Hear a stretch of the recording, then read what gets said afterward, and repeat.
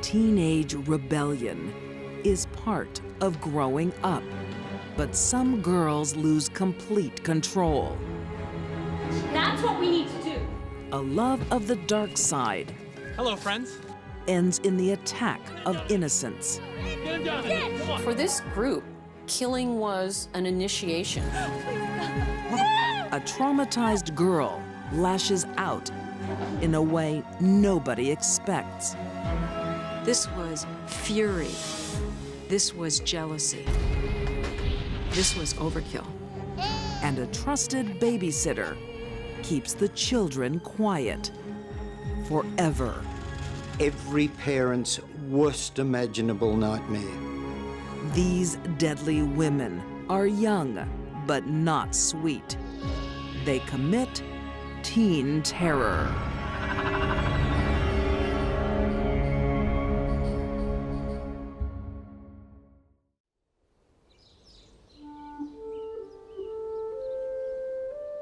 Rural Kentucky, 1996. By the time she is 17 years old, Natasha Cornett doesn't have much of a chance in life. Natasha had a really bad upbringing, a lot of hard times. Natasha! Unhappy at home and friendless at school. Who do you think you're doing? I don't even care! Mom, I do care! Natasha becomes a loner. Get out of my room. Get the hell out of my room! She came from a very dysfunctional family, had a hard time in school, was an outcast, was ostracized by her classmates. There is one thing Natasha can control: her image. She suffers from acute anorexia, losing up to 30 pounds a month. And it's not her only affliction. Why can't she stay here? The state insurance only covers 11 days. Natasha also was diagnosed as having severe bipolar disorder, one of the most difficult mental illnesses to live with and to treat. People with it suffer. People around them may suffer even more. She needs Poverty and mental illness are not friends. Without health insurance, the teenager gets little help. Natasha was hospitalized only 11 days, and there's no indication that she was maintained on medication, which would have been essential for her to keep her urges and impulses under control.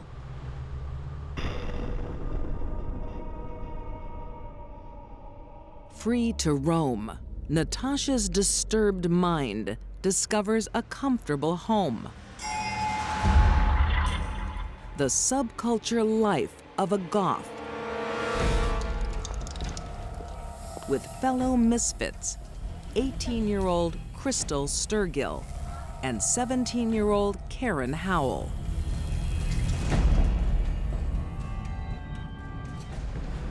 What are you doing here? They were all sort of dropouts or people who fell through the cracks in school.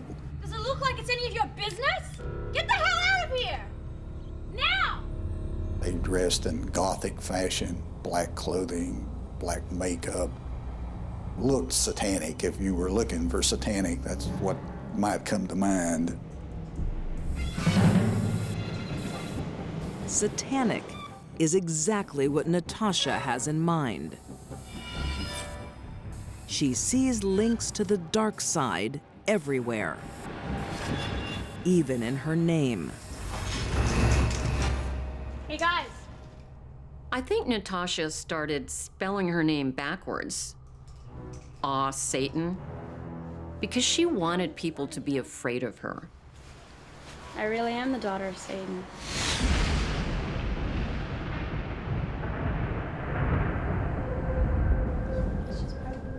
With a burgeoning charisma, Natasha attracts more Gothic devotees. There was a suicide in here. She seemed to be the leader of the group. Seances work best around dead people. Together with 3 male friends, the group develop a strong adolescent bond. Come on, dude. Do it. They would rent hotel rooms and have seances and satanic rituals. Oh boy. Jay, so you moving it? The whole goth thing is a way for many kids to act out and be rebellious. It's really just a phase, and they have no interest in hurting someone. Speak to me, I can hear you. But every now and then, someone is in that culture because they are seriously disturbed and they want to hurt someone. Natasha wants more to the rituals. She wants to include sacrifice. She wanted people to be afraid of her. She wanted to align herself to the dark side. And she did. Natasha wants to show Kentucky her killer instinct. Rural Kentucky, 1997. Natasha Cornett and her Gothic group of friends are looking for inspiration in a horror movie. Ready, wait for it. 17-year-old Natasha, diagnosed with bipolar disorder, is their ringleader. That's what we need to do. We should go on a killing spree around the country. Yeah. Like many teenagers, they want to make their mark on the world. Jace. You're really cool, Jace. Come on, Jace. Oh, yeah. I really don't know what it takes for a group of people to take on that mentality of murder. I've got a gun. You do? Yes. You can get it? They had no concept of tomorrow I can get my diets going. You can? Yeah. or consequences. And they just don't care. Wait, this is the best part. Right. The group plan a road trip that will define their lives.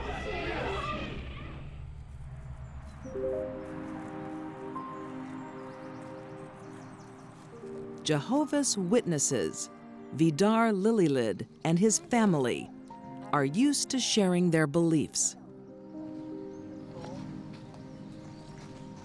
The Jehovah's Witnesses were having a convention about 30 miles north of here. They had been to that convention and they were going home.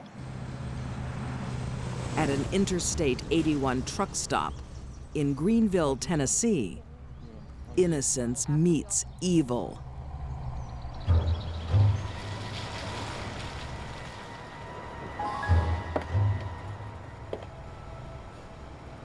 Jehovah's Witnesses are known for being active and trying to recruit new members.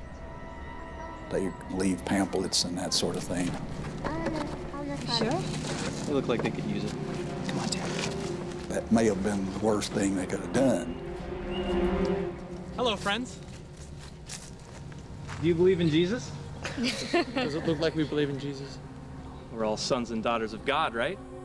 Vidar, his wife Delphina, and their children Tabitha and Peter are in the wrong place at the wrong time. This young family will not be recruiting for God.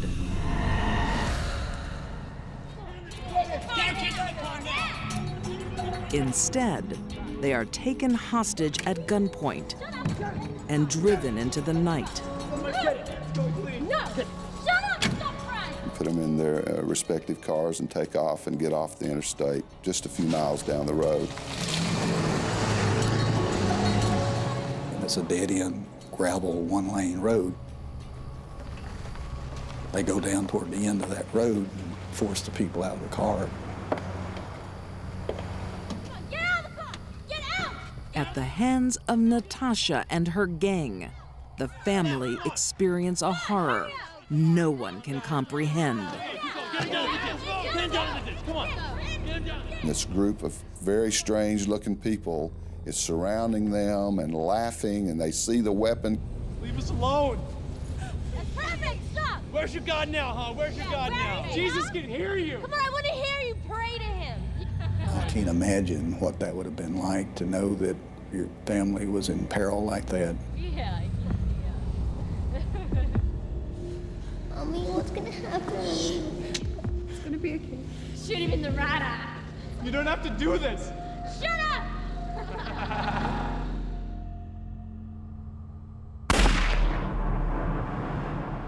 One by one, all the members of the Lilylid family are shot. I don't know which one shot first, but the rest of them are observing their family being shot. The indication was that the children were shot last. The little girl had apparently walked around in her mother's blood. The boy, even though he was 2 years old, they shoot him through the head. Natasha and her gang leave a signature. A shot through the eye of each victim. The males were shot in the right eye, and the women on the left. When it comes to Satan worship, most teenagers are what we call dabblers.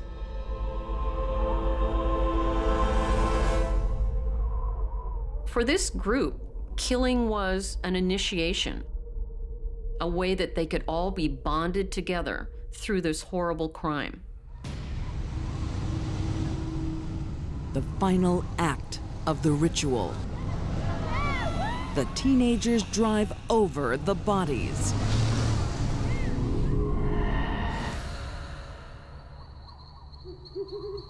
The woods aren't as secluded as they think. Neighbors hear shots and call the police.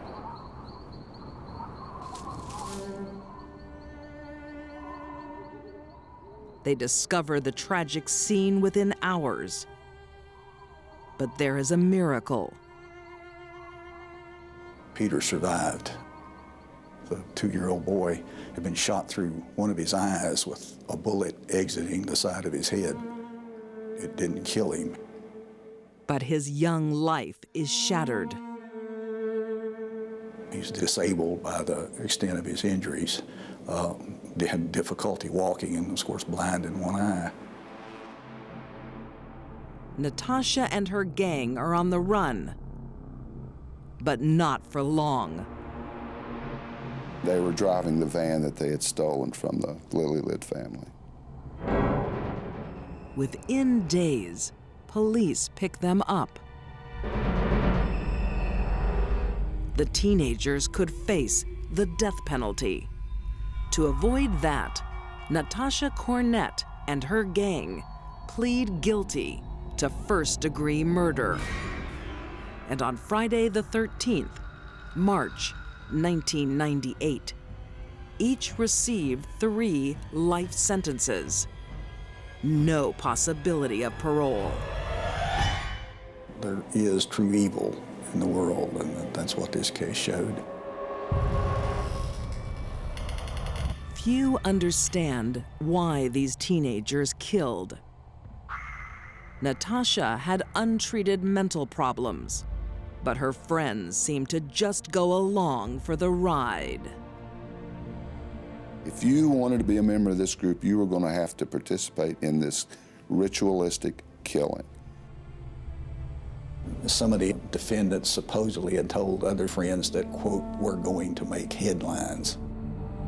Of course they did, maybe not the ones they wanted to make. They were very young, and they will all die in prison. That's where they need to be for the rest of us to be safe.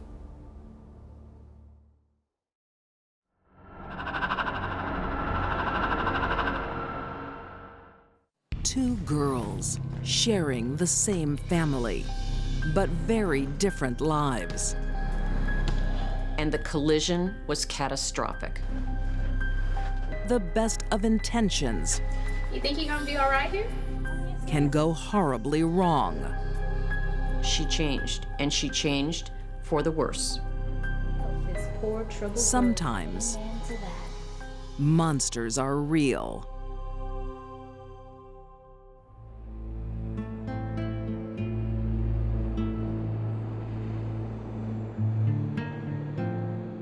In 2008, Brooklyn, New York. I'm home. I've got my report card. Tiana Browne is happy and hopeful for the future. Look what I got for English. Tiana wasn't happy-go-lucky. She got good grades in school. That's my girl. She seemed to be a very delightful child. Her grandmother and step-grandfather are raising her. And it seemed to be going really well for her. And he did well in music. Until life deals a hard blow.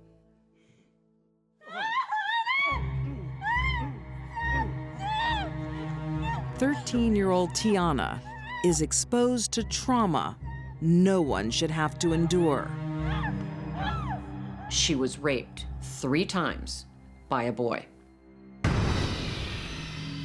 From this moment, the teenager's life is never the same.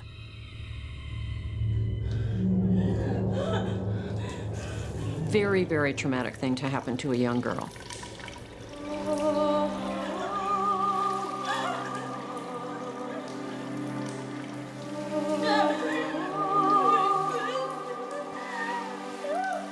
The promise Tiana shows as a child is now a distant memory.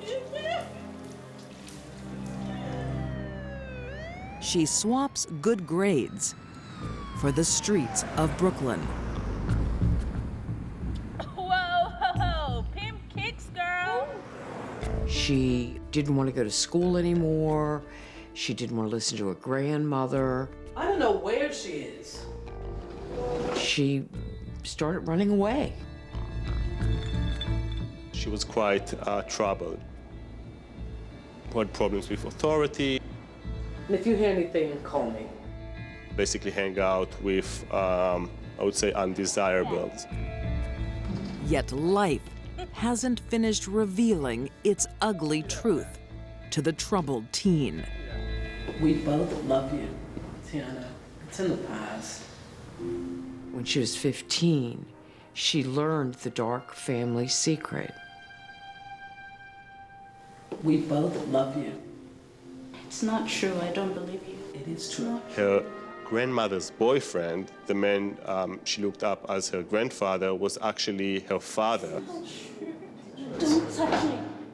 Having raped her mother when she was, I believe, 15. Who are you? I don't want to listen to you, are you? The strained family relationship simply withers. He was still a part of their family circle. It was more than she could bear. The family said she changed, and she changed for the worse. With virtually nothing left of her fractured home life, hope all but fades for Tiana. Until a helping hand reaches out. Oh no. What is it? Tiana's run away again. That girl is taking the wrong path. Her Aunt Marva Braithwaite offers her a stable home and the good influence of her 16-year-old daughter, Shannon. Tiana's grandmother felt that she couldn't control her anymore, and she asked Tiana's aunt to take her in. Their aunt was church-going, was successful in raising her daughter, and she hoped that she would be a good influence on Tiana. So, this is my room, and that's your bed. These are mine. No. Tiana and her cousin have always been close. And that's my camera. Now that they are roomies, it's hoped Shannon can be a role model. Shannon did very well in school. She was a very upbeat young woman. Everyone hoped that that positive influence would rub off on Tiana. You think you're gonna be all right here? Yes, ma'am.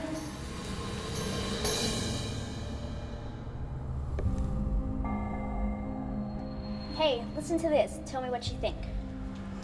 We worship each other for packing. Despite outward appearances of contentment, Tiana is still a troubled soul.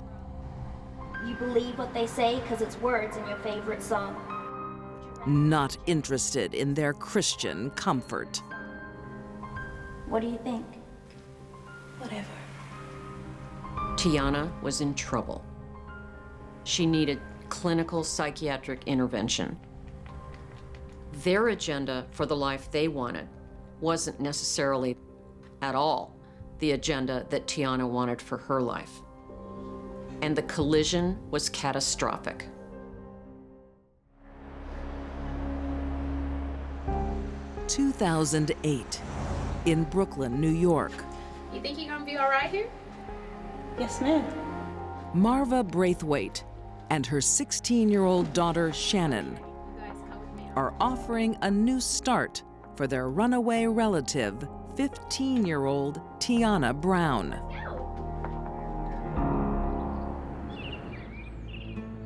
The deal is, you can stay here as long as you don't miss school and you go to church. That's cool. Maybe it would make her turn her life around You just have to let the Lord in. and get her past all her pain. Give me your hand, sweetheart. They try to push Tiana into going to church, going to school, Dear Heaven, doing right. thank you for allowing us to be here today. And Lord, please. But it's too late. Amen to that. Tiana needed much, much more than that. Tiana is unstable and out of control.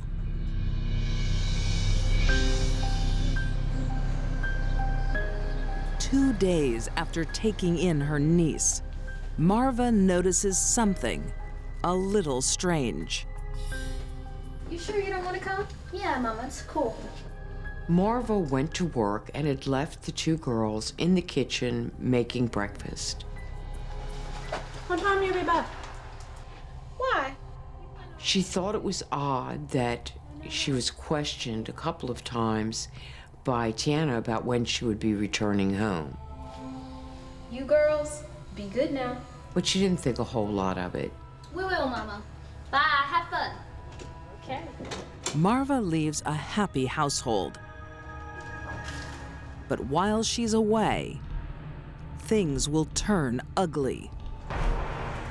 There was a lot of stuff, bad feelings, bad thoughts going on inside of Tiana that she couldn't handle. I told you not to touch my camera! No one is sure what happens between the girls. But Tiana snaps.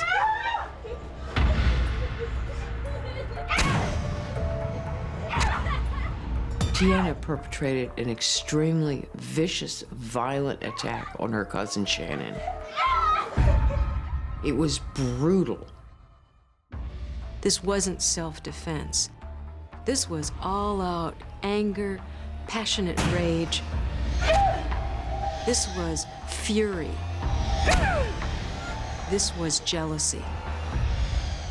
This was overkill.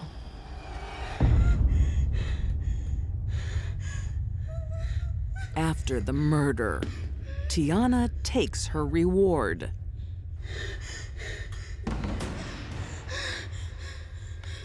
She pulled the sneakers off her cousin's feet and put them on her own. She took some of her clothes, she took her cell phone, she took her camera. I think it was a combination of jealousy, rage, And Shannon had the life that Tiana knew she never would. When Tiana exploded, Shannon was the closest one to her.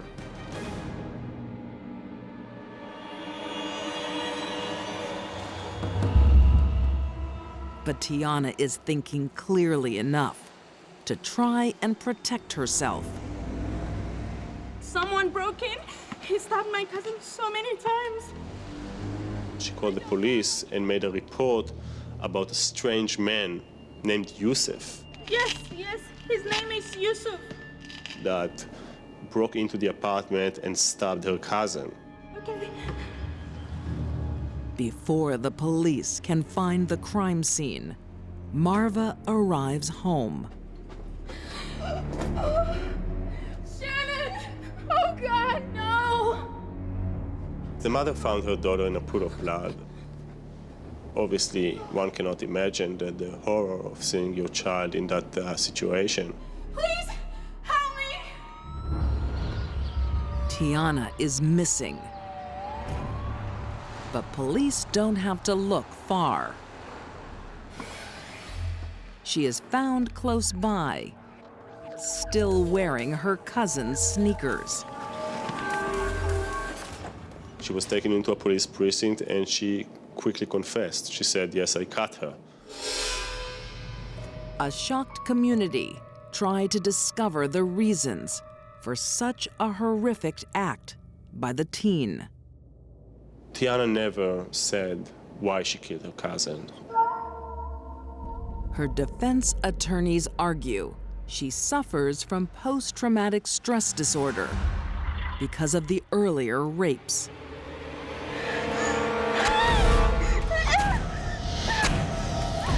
They made the case that episode or flashback during the murder prompted her to basically irrationally kill her cousin. But the jury isn't convinced. On October 7th, 2011, Tiana Browne is convicted of second-degree murder and sentenced to 15 years to life in prison. The things that happened to Tiana in her young life certainly were contributing factors to that horrible day. But I don't think it can safely be said that she murdered her cousin simply because she was suffering from post-traumatic stress disorder.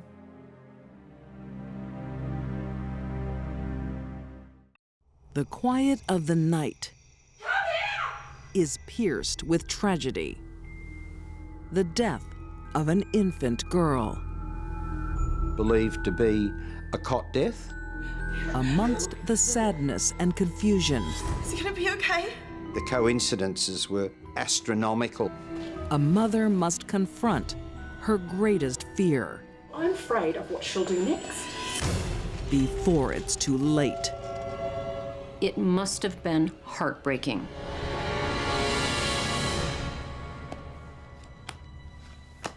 Snap.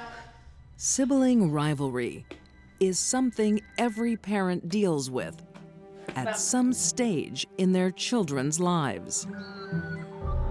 In 1976, in the Sydney suburb of Claymore, Australia, 14-year-old Helen Moore proves more than a handful. Snap. Loser. Helen showed signs of extreme violence to other children when she was a young girl. Get off, Mom! Get off! Mom! What are you doing? Get off him! Get off him! She almost scalped her little brother in a squabble. How could you do that to your brother? Look! That was the first time her mother thought maybe something was wrong with Helen.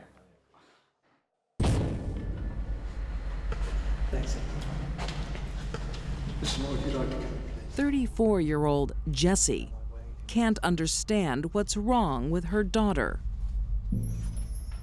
Her mother was so concerned about her daughter that she took her for psychiatric assessment. Now, Mrs. Moore, I spoke to Helen.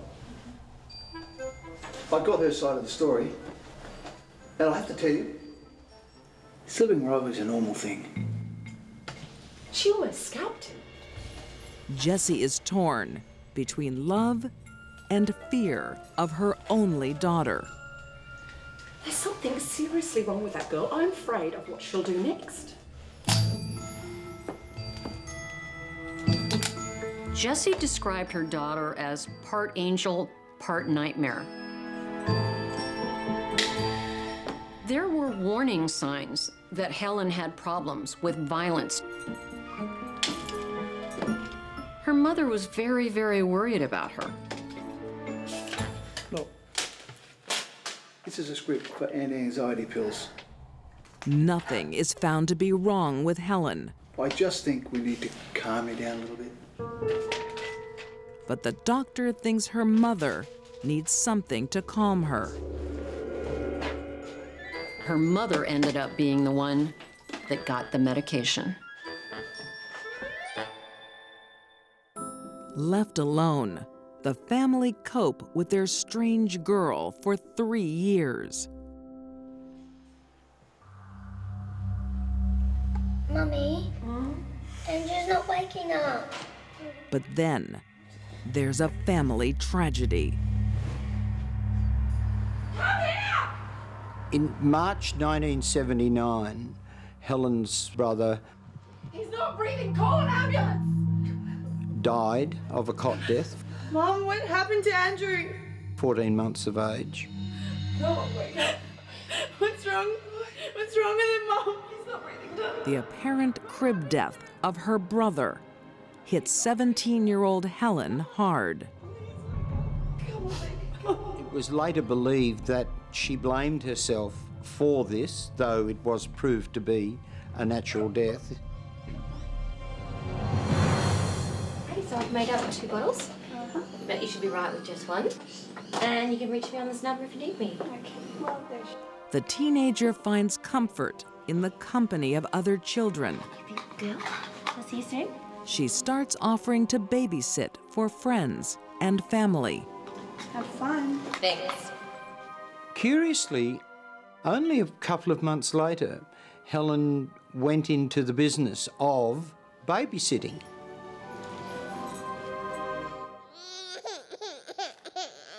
Helen looks after her cousin, 16-month-old Suzanne McIntosh. But something goes horribly wrong. Susan died in her sleep in Helen's charge, and that also was believed to be a cot death. That was 2 cot deaths in the same family within the space of 3 months. In the face of a second crib death, the stoic teenager impresses family and friends by doing the unexpected. Now, you'd think that that'd be enough for anyone, but no, instead, she chose to go on babysitting.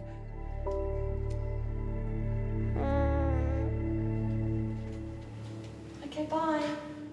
A year later, the teenager is settled into a normal routine. But tragedy is following Helen like a curse.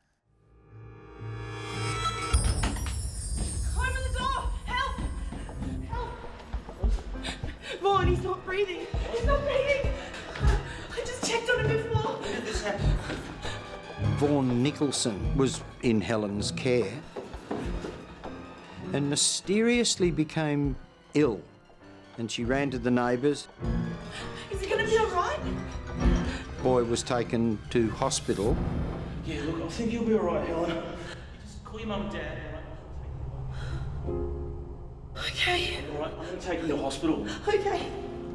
Although the child survives, Helen's babysitting business is over. But she still has her younger brother to look after.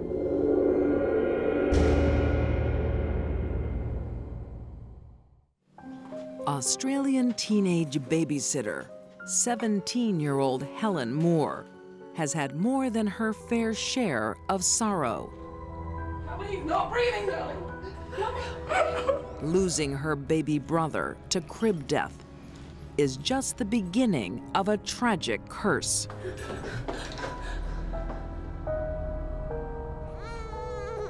The children she sits keep waking up gravely ill.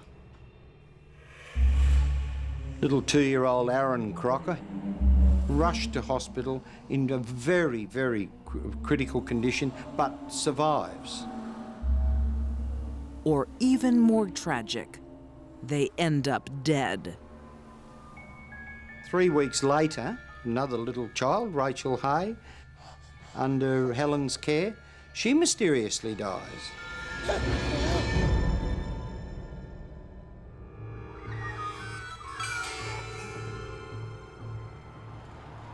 In the working-class neighborhood of Claymore, Sydney, 2 children have died and 2 have become seriously ill while under Helen's care.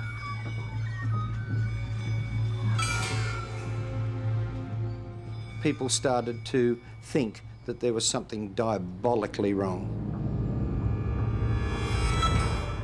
And when no one thinks it could get any worse, it does.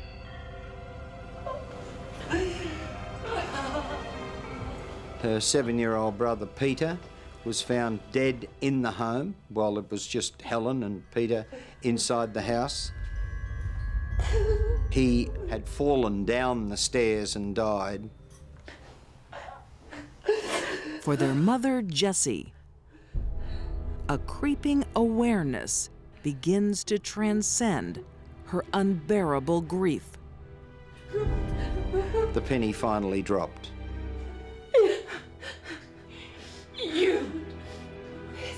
She realized that her daughter was probably a murderer. You did this! The circumstances were just too great. The coincidences were astronomical that all of these children being in Helen's care could now be deceased. Slowly, the pieces come together. Helen repeatedly smothered these children to death, or attempted to. It made her feel good. It made her feel powerful. That's why she did it. Little Rachel Hay was smothered while sleeping. Women are not seen as killers, especially young teenage women. Aaron Crocker survives, but is left blind and disabled, and dies several years later. Helen got away with 3 murders and 2 attempted murders before anyone suspected anything. Vaughn Nicholson is lucky to survive unscathed. But Helen's first victim never has a chance. Helen Patricia Moore was every parent's worst imaginable nightmare.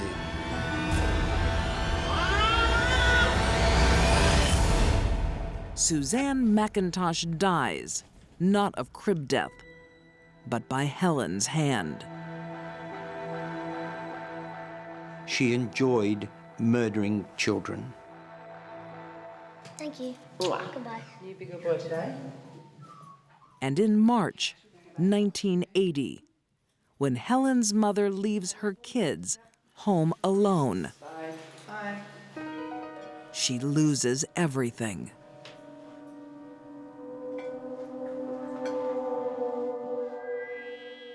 She came up behind him, tried to throttle him. He escaped. He managed to get away. He fought back. He was 7 years old. He wasn't a defenseless infant.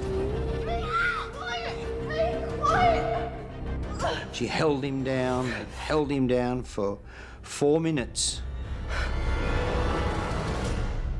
until the boy suffocated.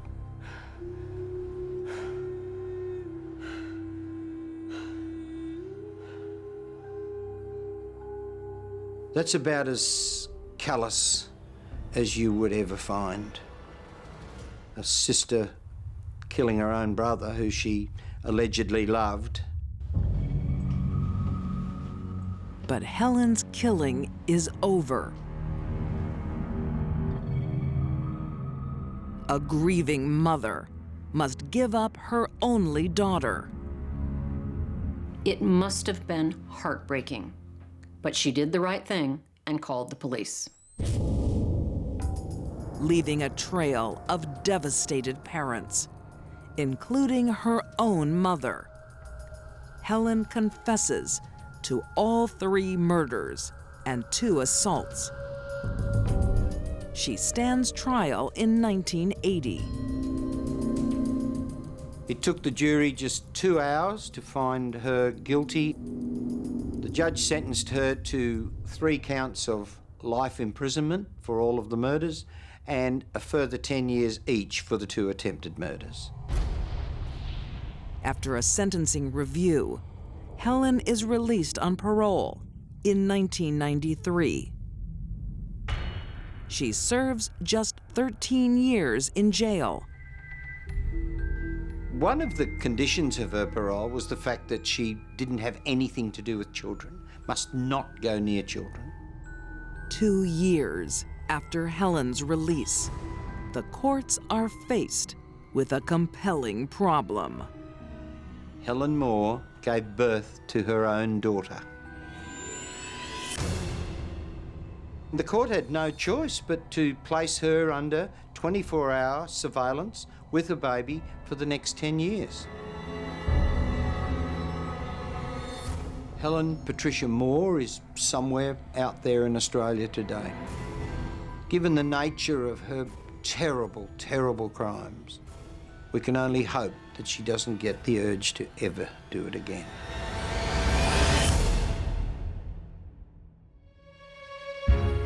These deadly women hit puberty with a bang.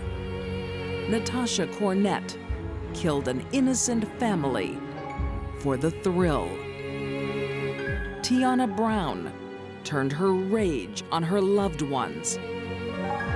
And Helen Moore quietly stole the lives of children. All 3 left devastation in their wake when they committed teen terror.